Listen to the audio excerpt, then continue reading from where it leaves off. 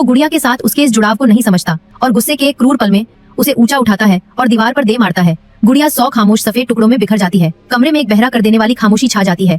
हवा में सदमे और अपमान की घुटन थी। ऐसा लगता है जैसे भूत टूट गया हो, लेकिन वे ये नहीं जानते थे उस चीनी मिट्टी के मलबे के बीच खड़े होकर कि उन्होंने सिर्फ एक नियम नहीं तोड़ा था, उन्होंने एक मुहर तोड़ दी थी। गुड़िया के टूटने के बाद जो खामोशी छाई वो किसी भी आवाज से ज्यादा भारी थी।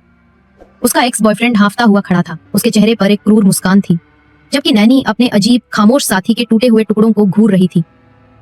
लेकिन ये खामोशी ज्यादा देर नहीं टिकी। दीवार के पीछे से, जहां आग जलाने की जगह थी, एक धीमी गड़गड़ाहट की आवाज आई। एक ऐसी गहरी आवाज जो फर्श में कंपन पैदा कर रही थी। दीवार के ऊपर लगा बड़ा सा आईना जोर जोर से हिलने लगा। घर जिंदा था और वो गुस्से में था। फिर एक कान फाड़ देने वाली दरार के साथ दीवार अंदर की ओर धंस गई। प्लास्टर और लकड़ी का एक धमाका हुआ और उसके पीछे के अंधेरे से एक साया बाहर निकला। वो कोई भूत नहीं था, वो कोई आत्मा नहीं थी, वो एक आदमी था। एक पूरा जवान आदमी जिसका शरीर पीला और मैला था और उसकी हरकतें बेचैन करने वाली हद तक बचकानी थी। उसने गुड़िया के फटे पुराने गंदे कपड़े पहने हुए थे जो उसके वयस्क शरीर पर कसे हुए थे, और उसका चेहरा एक हल्के रंग के पूरी तरह से गड़े हुए चीनी मिट्टी के मुखौटे के पीछे छिपा हुआ था, जो बिल्कुल वैसा ही था जैसा अब फर्श पर टुकड़ों में पड़ा था। ये असली लड़का था, वो बच्चा जो माना जाता था कि सालों पहले आग में मर गया था। वो कभी गया ही नहीं था।